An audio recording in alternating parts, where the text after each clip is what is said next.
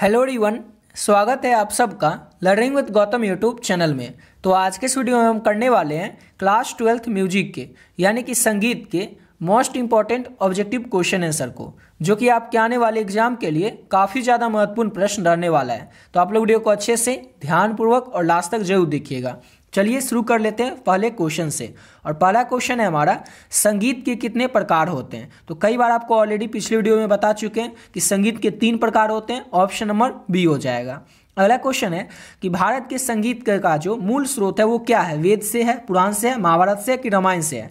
तो भारत के संगीत का जो मूल स्रोत है वो वेद है। और वेद कितने होते हैं तो याद रखिएगा, वेद 4 होते हैं। और संगीत का वर्णन किस वेद में किया गया तो साम वेद में किया गया संगीत का वर्णन। याद रखिएगा इसको भी, किस वेद में संगीत का वर्णन हमें देखने को मिलता है तो साम वेद में।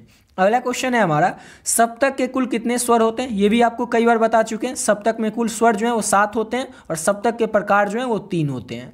अगला क्वेश्चन है हमारा, गायन, वादन और नृत्य को सामूहिक रूप से क्या कहा जाता है। गायन, वादन और नृत्य, इन तीनों को ही सामूहिक रूप से हम संगीत कहते हैं। अगर आपसे एग्जाम में पूछ ले कि संगीत का किसको कहते हैं तो गायन, वादन और नृत्य तीनों का ही सामूहिक रूप जो होता है उसी को कहा जाता है संगीत यानी कि म्यूजिक। ऑप्शन नंबर सी हो जाएगा।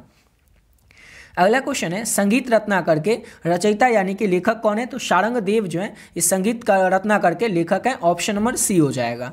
अगला क्वेश्चन है, तत्ववाद का संबंध है। तो तत्ववाद यंत्र का संबंध किससे होता है तो तार से होता है तत्ववाद यंत्र का संबंध। ऑप्शन नंबर बी हो जाएगा। अगला क्वेश्चन है, ख्याल गायकी का विकास किस काल में हुआ। ख्याल गायकी का जो विकास था यह मध्यकाल में हुआ था। ऑप्शन नंबर बी हो जाएगा। अगला क्वेश्चन है, राग का मुख्य अंग कौन सा है। 4 ऑप्शन में से आपको बताना है कि राग का मुख्य अंग कौन सा होता है तो स्वर होता है राग का मुख्य अंग। ऑप्शन नंबर डी हो जाएगा। अगला क्वेश्चन है हमारा, संगीत की साधना का मुख्य उद्देश्य क्या है। संगीत की साधना का जो मुख्य उद्देश्य है वो आत्मा की शांति होती है। ऑप्शन नंबर बी हो जाएगा। याद रखिएगा, संगीत की साधना का मुख्य उद्देश्य क्या है तो आत्मा की शांति। अगला क्वेश्चन है, भारतनाट्यम किस राज्य का शास्त्रीय नृत्य है। तो भारतनाट्यम जो है तमिलनाडु राज्य का शास्त्रीय नृत्य है यानी कि डांस है। ऑप्शन नंबर ए हो जाएगा।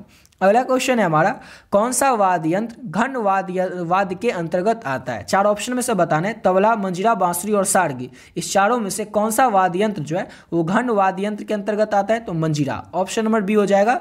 मंजीरा जो है घन वाद्य यंत्र के अंतर्गत आता है। ऑप्शन नंबर बी हो जाएगा।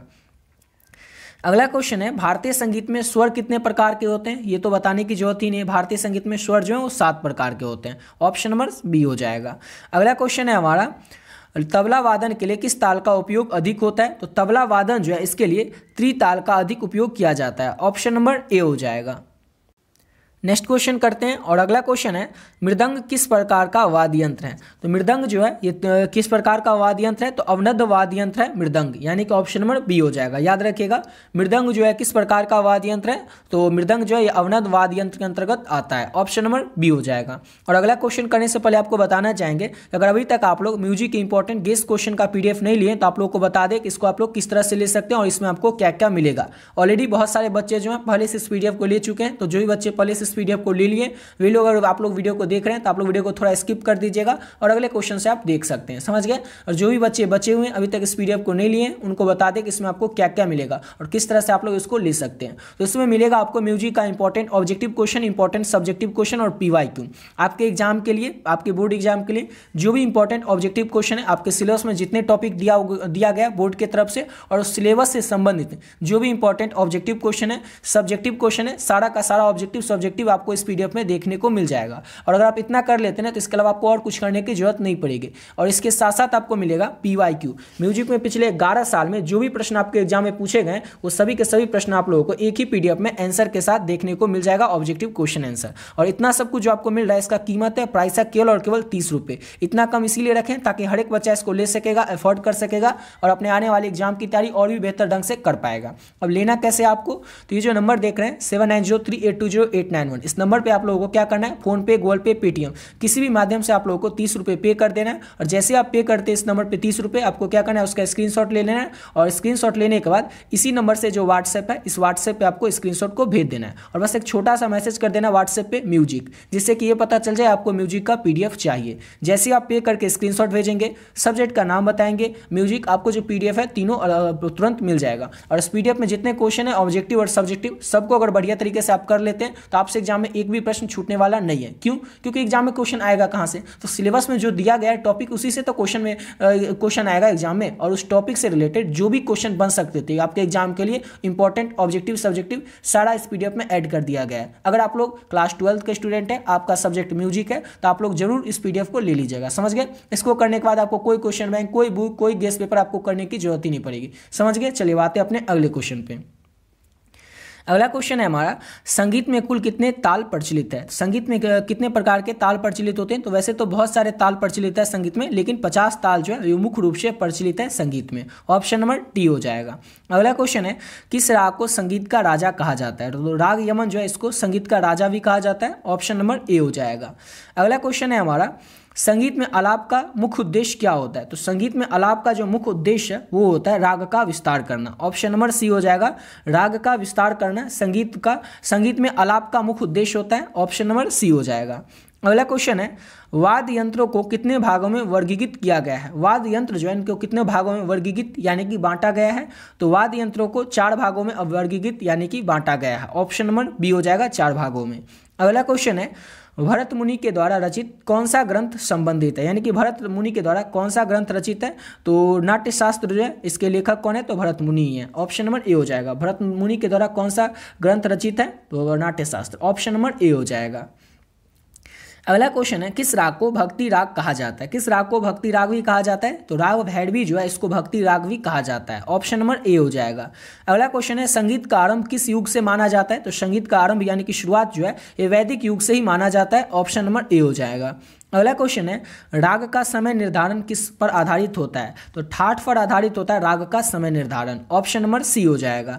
अगला क्वेश्चन है हमारा, गायक शब्द का अर्थ क्या होता है? तो गायक शब्द का अर्थ होता है गाने वाला। ऑप्शन नंबर बी हो जाएगा। गायक शब्द का अर्थ क्या होता है? तो गाने वाला। ऑप्शन नंबर बी हो जाएगा। अगला क्वेश्चन है, भारतीय संगीत का सबसे पुराना ग्रंथ कौन सा है? तो नाट्यशास्त्र जो है वो भारतीय संगीत का सबसे पुराना ग्रंथ है। ऑप्शन नंबर ए हो जाएगा। यहाँ पर संगीत के ग्रंथ के बारे में पूछा जा रहा है, समझ गए ना? तो भारतीय संगीत का जो सबसे पुराना ग्रंथ है वो नाट्यशास्त्र है।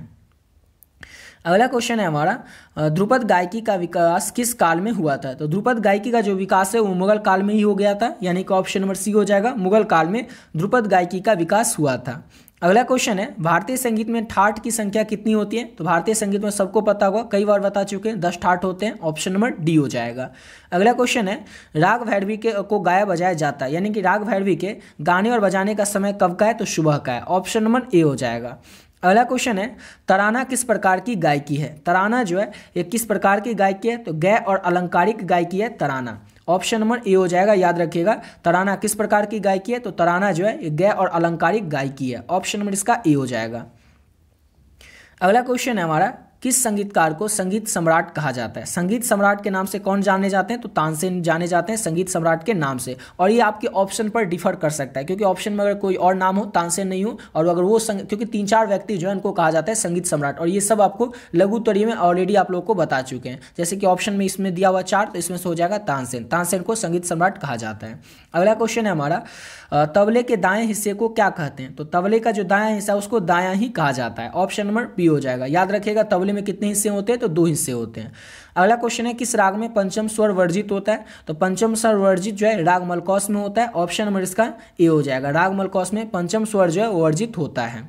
अगला क्वेश्चन है, झप ताल में कितनी मात्राएं होती हैं? तो झप ताल में 10 मात्राएं होती हैं। ऑप्शन नंबर डी हो जाएगा। एक ताल में 12 मात्राएं होती हैं, ये भी याद रखिएगा। अगला क्वेश्चन है, भारत में शास्त्रीय संगीत के मुख्य प्रकार कौन से हैं? तो हिंदुस्तानी, कर्नाटकी, बता चुके हैं कई बार आपको। भारत में शास्त्रीय संगीत के मुख्य प्रकार जो है हिंदुस्तानी और कर्नाटकी संगीत है। ऑप्शन नंबर ए हो जाएगा।